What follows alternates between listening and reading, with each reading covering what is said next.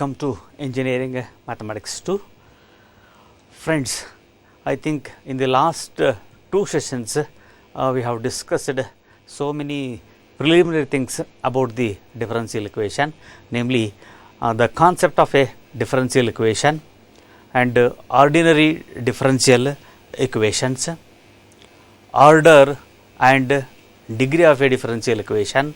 So, it means how we are going to define order of the differential equation, highest derivative present in the equation, that we treat it as an order of the differential equation, and we have to identify degree of the highest order, that becomes the degree of the differential equation, and how we are going to write down general form of second order differential equation. And along with that we have discussed about what are the characteristics of a solution. It means solution of a differential equation may contain one or more than one functions. Friends, after that we have discussed about superposition principle of a homogeneous equation. It means that suppose if we consider a second order differential equation, then we can assume two independent solutions, right, and we know that or we can verify whether those two independent solutions satisfies the second order differential equation or not, right. So, I hope those two independent solutions satisfies the solution of the given second order differential equation. Then we can combine those two independent solutions. It means you will get a linear combination of two independent solutions with two arbitrary constants, namely C1 and C2. So, that is the superposition principle, and it plays an important role while solving the second order differential equation, right. So, in the last sessions we have discussed about that, right. And along with that, solutions to homogeneous linear second order differential equation using auxiliary equation. I think I have solved one or two second order differential equation mathematically. A general solution to a linear second order homogeneous differential equation with constant coefficients when the auxiliary equation has equal distinct complex roots. Friends, I think I have solved one example is about when we have an auxiliary equation with two real and equal roots, two real and different roots, complex roots. In all these cases, how we are able to write down a solution of the given differential equation, right. So, I think we have discussed all these things in the last one or two sessions, right. So, friends, in this session I have planned to discuss about a graphical representation of a superposition principle of a homogeneous equation, right, and how we are going to represent or how we are going to use a second order differential equation in mechanical and electrical oscillatory systems, right, and how we are going to interpret Newton's second law of motion, examples on free undamped motion, right, and how do we solve and interpret an initial value problem like d square x upon dt square plus omega square x is equal to 0 with the initial condition, right. And exactly in the similar way, if time permits, I am going to solve some particular second order differential equation. Is it clear? Right. Here I have mentioned a general equation d square x upon dt square plus omega square x is equal to 0, right. So, I can replace omega square by some constant. Then we are going to solve such a type of examples. Along with that, how we are going to find out period and frequency, right. So, we shall discuss all these things in the present session, right. Friends, as I have mentioned, what is the graphical representation of a superposition principle of an homogeneous equation, because it is an important concept in differential equation, right.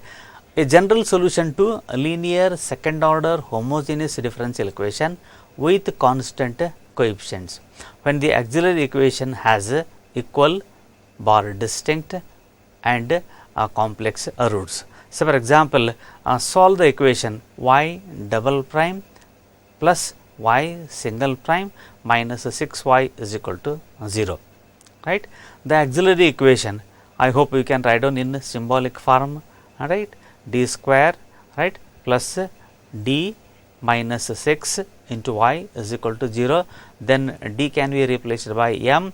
I hope we can obtain an auxiliary equation m square plus m minus 6, right, and this can be written as m minus 2 into m plus 3, you will get 2 factors, right, is equal to 0. So, it implies that m minus 2 is equal to 0 or m plus 3 is equal to 0, right. So, whose roots are 2 and minus 3, we denote it by m1 is equal to 2 and m2 is equal to minus 3, right. So, therefore, by superposition principle, what I have explained in the last session, using that principle I can write down a general solution like this: y is equal to c1 into e to the power 2x first root, right, plus c2 into e to the power minus 3x, right. So, it is a very important concept while solving a differential equation. If I am able to know, or if I am able to find out the roots of an differential equation, if I am able to write down the solution of a differential equation, right. Friends, I hope now, as I have mentioned in the last session, so you can use the software like GeoGebra, or you can use any other software. By using such softwares, we are able to draw the diagrams of the solution of a given differential equation, right. Now, here we have obtained two solutions, namely e to the power 2x and e to the power 3x, right. I hope you are observing two different color graphs. One is black color, another one is a red color graph. So, these two are the independent solutions, right. So, along with these two curves, I have drawn some more curves. Is it clear? So, for example, if you add these two curves, right. So, namely, if I call it as an solution f, if I call it as an solution z, if I combine f plus z, I will get a one more curve, right. Exactly in the similar way, you can multiply f by any constant. Here I have multiplied 5 into e to the power 2x, right, plus second function e to the power minus 3x, right, or you can multiply. So, first part is f, you can multiply 5 into z, you can obtain a one more curve, right. Now, exactly in the similar way, if you want, you can subtract f minus z or f plus z, like that you can obtain a family of curves. Is it clear? Now, all these curves represents a family of curves. So, it means when we obtain a solution like this, y is equal to c1 e to the power 2x plus c2 e to the power minus 3x, it represents a family of curves, right, a linear combination of a family of curves, and graphically we can represent like this, right. And a second semester student is able to draw a curve like this, right. So, I think it is more than enough according to me, right. So, I will continue exactly in the similar way. Solve the equation 3 times of y double prime plus y single prime minus y is equal to 0. As usual, we want to write down in symbolic form 3 times of d square plus d minus 1 into y is equal to 0. Again, I have to replace d. D means here I want to write capital D, as we have discussed in the last session, right. Capital D is an operator, right. So, now I am going to replace capital D by m, right, and I can obtain 3 times of m square plus m minus 1 is equal to 0, right. I hope it is an second degree polynomial, right. It is just like a quadratic equation, right. So, a is equal to 3, b is equal to 1, c is equal to minus 1, right. Friends, I hope you know the quadratic formula, Is it clear? Right. So, using the quadratic formula, I hope we can find out the value of m, right. So, what we can obtain? Minus 1 plus or minus square root of 13 divided by 6. So, it means, so we can obtain two roots, namely minus 1 plus root 13 by 6 is one root, another one is minus 1 minus square root of 13 by 6 is the another root, right. So, it means roots are real and different, right. So, now on the basis of these roots, I am able to write down the general solution again by using superposition principle. Y is equal to C1 e to the power minus 1 plus root 13 by 6 into x, right, plus C2 into e to the power minus 1 minus root 13 by 6 into x. Is it clear? Right. So, now I want to draw the graph of this equation, right. Again you can use any software, simply you want to type these two functions separately, right. You can obtain one curve from this function, another curve from this function. If you want to, you can include an arbitrary constant C1 and C2. So, for example, I can replace C1 by phi u, right, or I can replace C2 by phi u. You may ask why you want to replace C1 by phi u only, C2 by phi u only. Not necessarily. You can replace C1 and C2 by any other constants. According to that, we are able to obtain the curves. Is it clear? Like this, right. So, all these are families of the curve or families of the solution. Is it clear? Right. Now, exactly in the similar way, we can solve one more similar type of example. Solve the equation 4y double prime plus 12y single prime plus 9y is equal to 0, right. So, as usual, here also we want to write down a symbolic form of the given equation, right. How we are going to write down symbolic form of this equation? 4 d square, d means it is understood that we want to write capital D square plus 12 d plus 9 into y is equal to 0.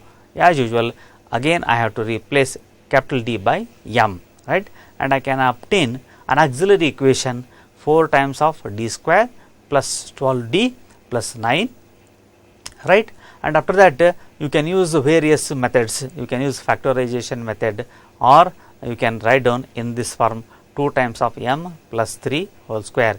If I expand using a plus b whole square, I can obtain the same thing. That is why I have written in this form, right. So, 2m plus 3 whole square is equal to 0. Friends, I hope it is just like x square is equal to 0. X square can be written as x into x is equal to 0.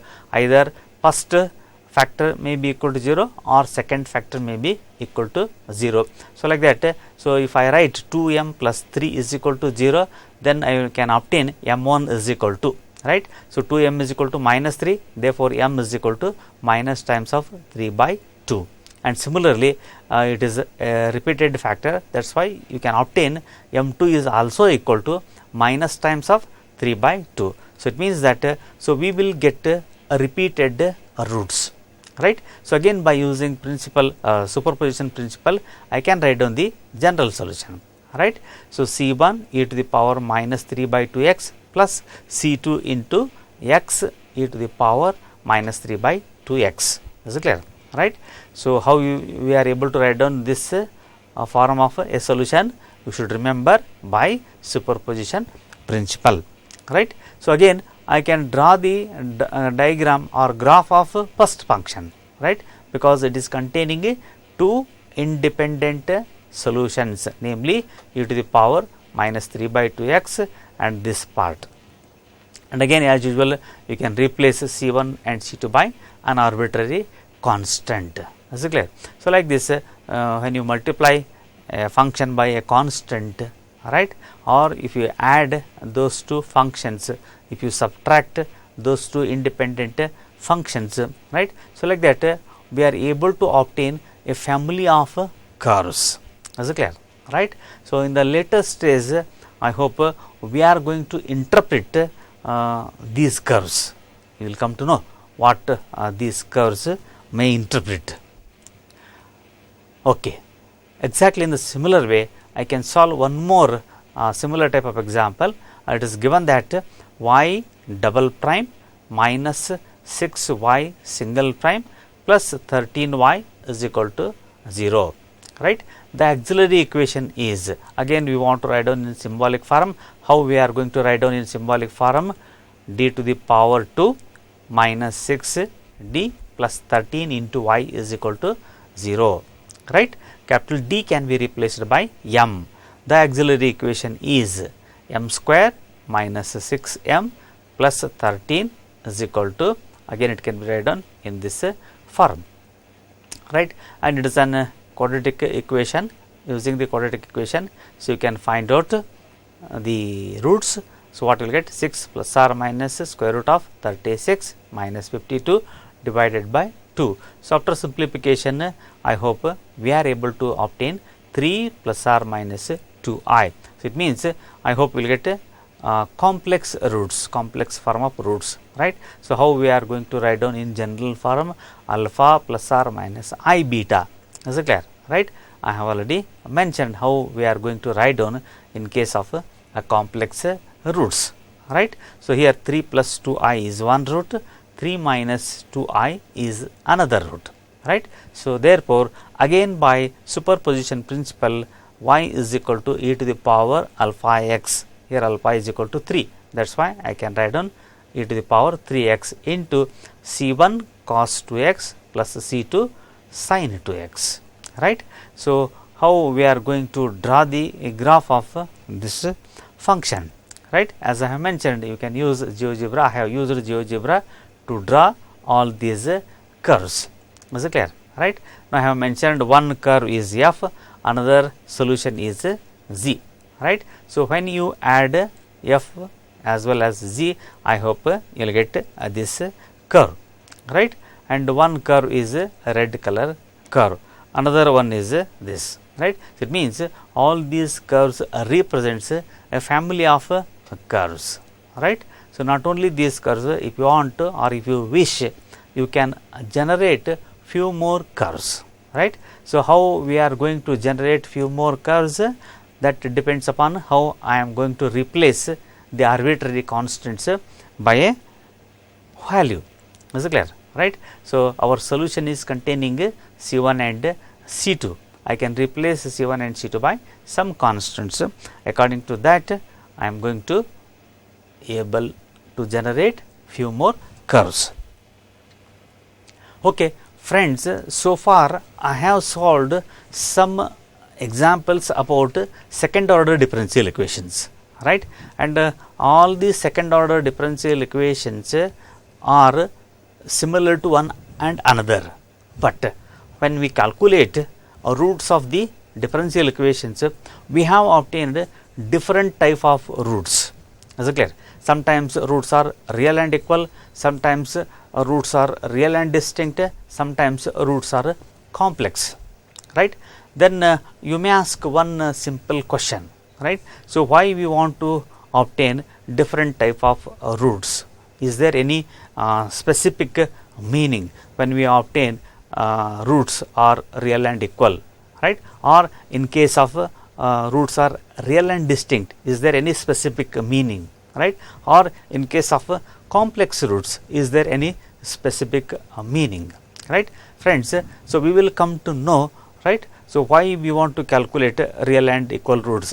It means sometimes physical situation may demands us to obtain such a type of roots, right. So, I am going to explain those things, right. Before that, I wanted to give how we are going to use second order differential equation in case of mechanical or in case of electrical oscillatory systems, right. Here before going to write down an differential equation, so we need some preliminary definitions. Suppose if I want to give a physical interpretation of a second order differential equation, right. So, I wanted to define some preliminary definitions. I think we have already studied these definitions in the earlier classes, either in physics or in any other subject, right. So, I am going to define what do you mean by free vibration, right, a natural frequency, forced vibration, undamped vibration and damped vibration, right. And interpretation of a non-homogeneous constant coefficient second order equation in mass spring system, right. So, interpretation of a non-homogeneous constant coefficient second order equation in electrical oscillatory system, right. Friends, so if a system, it means a spring system or mass spring system, after an initial disturbance, right, is left to vibrate on its own, right, the resulting vibration is known as free vibration. I hope now you are observing two diagrams. One is animated diagram, another one is simply a spring, right. You assume that it is a spring, we have attached some mass, say m, right. I will disturb this spring, then it will vibrate like this, as clear, right. So, by observing this diagram, I can say that now it is moving downward direction as well as upward direction after the initial disturbance, is clear. So, this type of vibrations we call it as an free vibrations, as clear, right. So, next we know the meaning of period, right. So, what do you mean by period? It is the time taken by a motion to repeat itself and is measured in seconds, as clear, right. So, friends, you observe this spring, it is moving downward direction as well as upward direction, as clear, right. So, I want to consider a mass, right, it is moving from one place to another place. It means, say for example, it is moving, right, from top to bottom and again is moving to top, as clear. I will call it as an one period, right. So, it is coming down and it is going back to its original place, right. So, that we may call it as an, it is a one period. That is why we can say that I am going to repeat once again, it is the time taken by a motion to represent itself, sorry, to repeat itself and is measured in seconds. How many seconds it will take to reach its original place, that is the meaning, right. And one more important definition we need, a cycle, right. So, it is the motion completed during one time period, right. And similarly, frequency is the number of cycles of motion completed in 1 second, right. So, exactly in a similar way, the frequency of free vibrations is known as a natural frequency of vibration, right. So, which is an important parameter in vibration analysis, as clear, right. So, if a system is subjected to an external repeating type of force, right, the resulting vibration is known as forced vibration, as clear, right. The frequency of forced vibration is known as forced frequency vibrations, right. So, it means now we want to define a differential equation, right. So, now you can obtain whether our differential equation containing forced vibration or not, right. Suppose if it is containing, which term we call it as an forced vibration, you will come to know very shortly, right. So, if no energy is lost or dissipated in friction or other resistance during vibration or oscillations, right, the resulting vibration is known as undamped vibration, right. So, here I hope you are observing this diagram, right. So, it is moving continuously, right. So, it means it is not, this spring is not losing its energy, Is it clear? That is why we can say that if no energy is lost or dissipated, right, in friction or other resistance, is it clear, right, during vibration or oscillations, the resulting vibration is known as undamped vibration. I may call it as an undamped vibration, right. Suppose if energy is lost or dissipated due to resistance during vibration, right, it is known as damped vibration. If there any disturbance, right, maybe on a rough surface or maybe an air resistance, is it clear, after some times automatically spring stops like this, right, then we call it as an undamped vibration. Is it clear, right? So, friends, do not worry, I will give few more details about undamped and damped vibration, right. Here I am going to describe, or I am going to consider one simple second order equation, right. The non-homogeneous constant coefficient second order equation, friends, I have already explained. So, when we call it as an homogeneous, when we call it as an non-homogeneous, is it clear, right. Now, you observe this equation, a naught d square y upon dt square plus a1 into dy by dt plus a2y is equal to 0, is equal to f of t, right. So, when right hand side function is not present, it means instead of f of t, if I replace 0, then it becomes an homogeneous equation, right. Now, here right hand side term is not 0, right. In the earlier example, all the differential equation whatever so far I have solved, all those equations containing 0, right. Here it is a non-zero term f of t. That is why now I will call it as an non-homogeneous constant coefficient second order equation. Is it clear, right. So, now I am going to interpret this equation physically, right, what it means, in which t can be regarded as the time. It means, friends, you assume that you observe this equation, it is containing t, right. So, what is the meaning of t, right? Usually t is treated as a time, right, and it is containing f of t. What is the physical meaning of f of t? F of t as an external input to the system.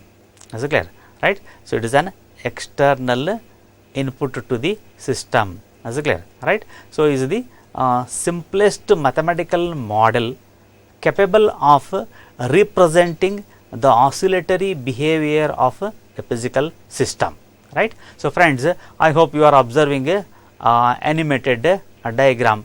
According to me, it is a physical system, right. So, mass is moving horizontally, right. So, now I want to find out what is the position of the mass with respect to time, right.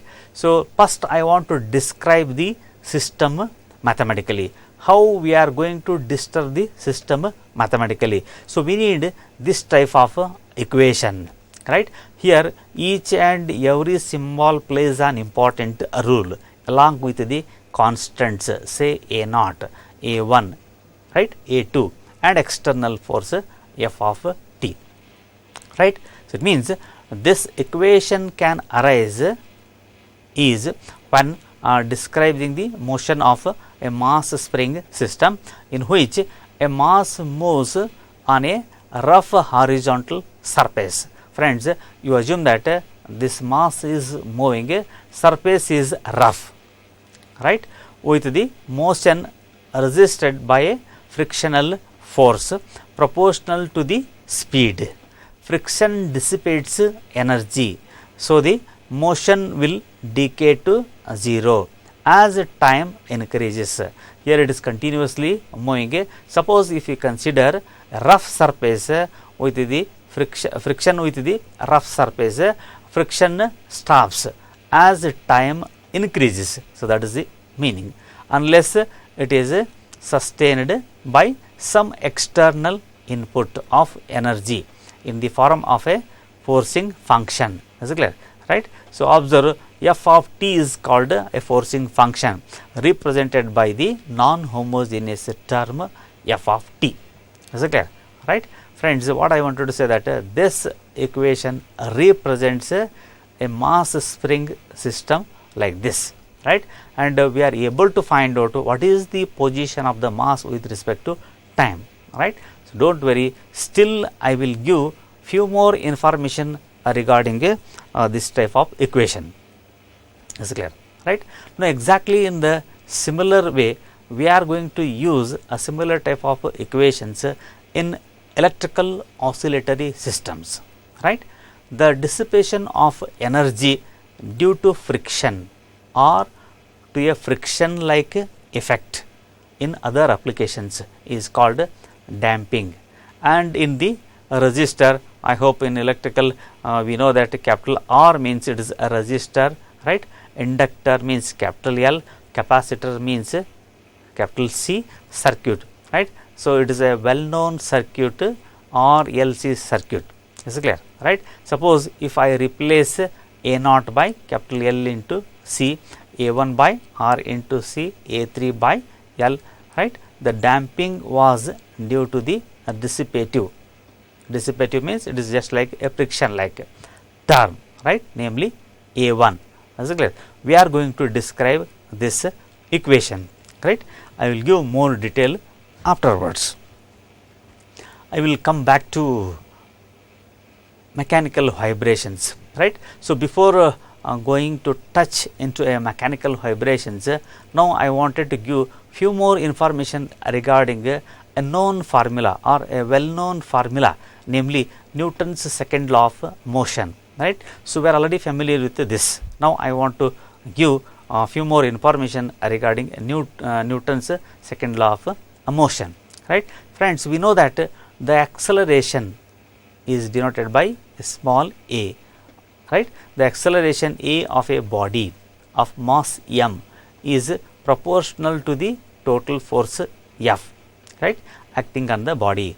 The standard expression of this relationship is F is equal to m into a, right. So, we know this formula.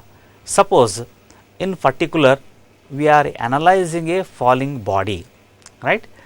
Express the height of the body from the surface of the earth as y of t. So, say for example, now we are observing there is a falling body from top to bottom, right. So, now I want to calculate what is the position of the body, right. I want to represent in the form of an equation. How I am going to represent an equation? Because I want to study such type of problems analytically. Is it clear? Right. So, that is why you can denote it by y of t feet at time t, right. The only force acting on the body is that due to gravity, right. So, if g is the acceleration due to gravity, then the force exerted on the body is m into z. It means expression 1 can be written in this form, m into z is equal to m into a, right. So, after simplification, both sides containing m, right, I can rewrite it as g is equal to a. A means what? Acceleration, and it can be written as a d square y upon dx square, right. Okay. On the other hand, a common problem in science and engineering is to determine the motion of a particle in a given force field, right. For a particle moving on a line, the force field is given by specifying the force F as a function of the position x at time t, right. The problem is to write x as a function of time, say t, so that the equation can be written in this form: force is equal to mass into acceleration, or mathematically F is equal to m into acceleration, right. I will call it as an equation 2, right. So, we know that this equation is Newton's second law of motion, right. If the dependence of F on x and t, it means F depends upon m and t. Is it clear? Right. So, equation 2 becomes a differential equation in x. Right. So, you observe this equation, clearly it is a differential equation. How do you say that it is a differential equation? Because it is containing d square x upon dt square. That is why I can say that it is a differential equation in x. Okay. If the force is constant, say F naught, and we rewrite equation 2 as follows. Right. I will rewrite earlier equation in this form, d square x upon dt square is equal to F naught by m. So, what is the equation 2? This is the equation 2. I can rewrite it in this form. Is it clear? Right.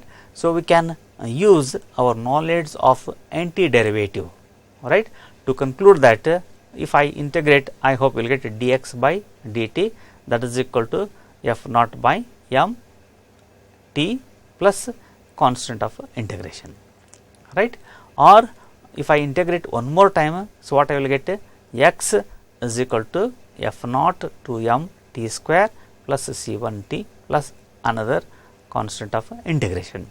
Is it clear? Right. Or I can say that c1 and c2 are arbitrary constants. Okay. So, from this equation I have obtained two more equations, namely 3 and 4. So, what is the physical meaning of this equation? Okay. This is a differential equation, right. Using antiderivative I have obtained equation number 4. Actually what it means, and we know that it is what is the order of or degree of this polynomial, right. I can say that it is a polynomial in T, it is a second order polynomial. Is it clear? Right. So, we see that the position of a particle moving in a constant force field is a quadratic function of time. Is it clear? Now, is a quadratic function of time, that is the meaning of this equation. Is it clear?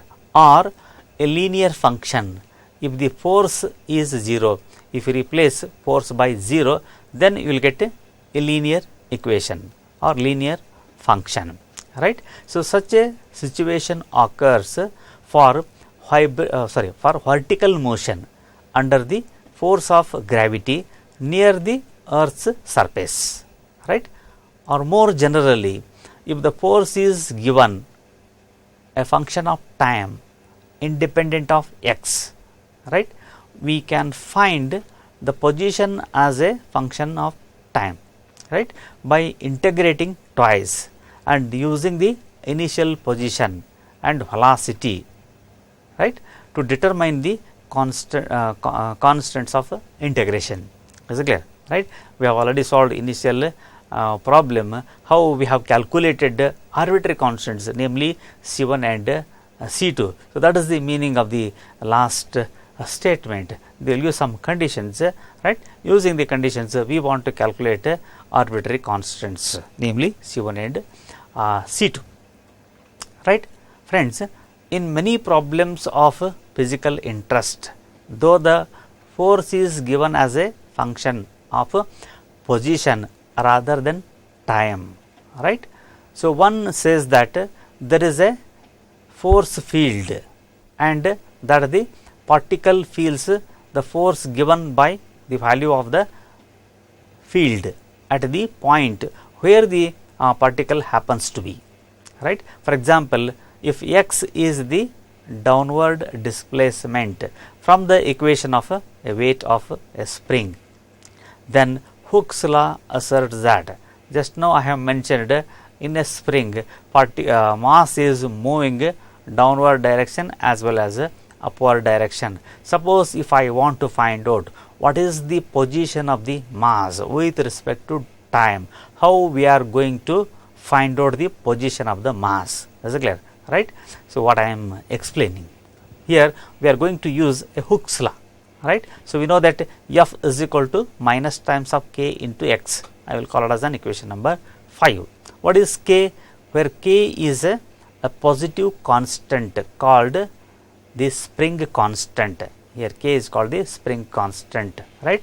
So, there is a minus sign in the formula for F, because the force being directed towards the equilibrium, right, has the opposite sign to x. So, you will come to know when we observe the diagram, right. So, spring is in a compression mode. Is it clear? What I have written here, x is less than 0. Is it clear? Right? I can say that downward force. Is it clear? So, force is greater than 0. Gravity is stronger than the spring. Is it clear? You observe this spring, we have not attached any mass. Is it clear? Suppose if you attached some mass, say m. Is it clear? So, you can say that equilibrium. It means x is equal to 0. You assume that this is the equilibrium position. Is it clear? Right? Spring moves downward. Is it clear? Right? It is maintaining. It means I can say that gravity balances a spring. Right? So, no force. That is why I have written force is equal to 0. Is it clear? Right? Then I can say that extension. So, when it is extension, when x is greater than 0. Is it clear? Right. So, upward force. Is it clear? Or I can say that f is less than 0. Gravity weaker than the spring. Is it clear? Right. So, now spring will move downward direction as well as upward direction. Right. So, now I will rewrite equation 5. Right. So, Newton's law. So, what is equation number 5? So, equation 5 is Hooke's law. So, f is equal to minus k into x, right.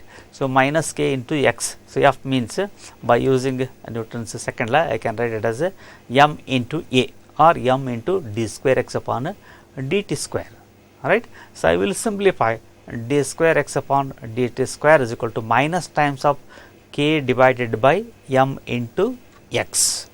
Is it clear? Right. So, it is convenient to write the ratio k by m as omega square. I will replace k by m by other notation for the purpose of simplification, right. I will use omega square or omega is equal to square root of k by m, right, is a new constant. Is it clear? This gives the spring equation, right. So, d square x upon dt square is equal to minus times of omega square x. Right. So, friends, now we have obtained a equation. What is that equation? D square x upon dt square is equal to omega square x. Right. So, for us it is a differential equation. Right. So, what is the order of this differential equation? 2. Right. How do we say that it is a second order differential equation? Because highest derivative present in this equation is 2. Is it clear? What is the degree of this differential equation? Degree is 1. It means it is a second order first degree differential equation, right. So, as we know that this a simple differential equation describes the motion of the mass in a mass spring system. Why can't we solve this equation? Why can't we interpret physically? Is it clear? Right. So, since x is an unknown function in this equation, what is x? It is an unknown function of t. We cannot find dx by dt by integrate the right hand side, right. Earlier how I have integrated directly, no, we cannot do like that, right. So, just now I have mentioned it is a second order differential equation. Now, how we are going to solve a second order differential equation? At the beginning of this session, I have already solved 2-3 examples. Is it clear? Second order examples, how we are able to solve such a type of examples. Exactly in the similar way, we want to solve this equation, right. So, it means we want to find out symbolic form of this equation, then you can find out an auxiliary equation, right. Then we are going to find out the solution. Is it clear? Right. So, that we may call it as a free undamped motion or a simple harmonic motion. Friends, so we will come to know what do you mean by free undamped motion or a simple harmonic motion. Is it clear? Right. It is also a similar type of diagram. Spring is not stretched. Is it clear? It means mass is not attached. Suppose if you attach mass, it becomes equilibrium position. I hope you are observing red line. Is it clear? I will call it as an equilibrium position. Is it clear? Right. So, when motion starts, spring moving downward direction as well as upward direction, right. I hope you are observing x. Is it clear? So, can you tell me what is the meaning of x, right. So, friends, it is understood that or I can say that here x means displacement. Is it clear? Right. So, spring is mass is displaced from x is equal to 0 to, right. So, it is moving downward direction, right. So, that you may call it as an displacement. How we are going to represent using a variable, namely x. Is it clear? Right. So, position starts from x is equal to 0 to x. Is it clear? That is why here we have note down x is greater than 0, spring will move downward direction, right. So, x is less than 0, spring will move upward direction. Is it clear? Right. Okay, I wanted to give few more information regarding free undamped motion or simple harmonic motion, right. Free undamped motion is a motion that is not affected by forces such as gravity, air resistance, friction, etc. That means we want to assume all these things, right. The motion is only affected by the spring and the mass attached to the spring. However, there may be an initial velocity upward or downward that will affect the spring motion. Is it clear? Right. So, this is the meaning of a simple harmonic motion. Okay, just now we have obtained one equation, one second order differential equation, namely d square x upon dt square plus omega square x is equal to 0, for which x is equal to 1 and dx by dt is equal to 1 when t is equal to 0. Clearly, we know that it is an initial value problem. In the last session, I have already given the meaning of initial value problem, right. So, now we can find out the solution of this equation, right. Now, second order linear differential equation with constant coefficient, I have written d square x upon dt square plus omega square x is equal to 0 describes free undamped motion. Is it clear? Right. So, just now I have mentioned what you mean by x. X means displacement, m means mass, k means spring constant. Is it clear? Right. Omega square is equal to the ratio k by m. Is it clear? Right. So, you can observe this diagram. Just now I have mentioned x means displacement, right. Now, spring is moving, right, along with the equilibrium position. It means it is moving downward direction as well as upward direction from the x is equal to 0.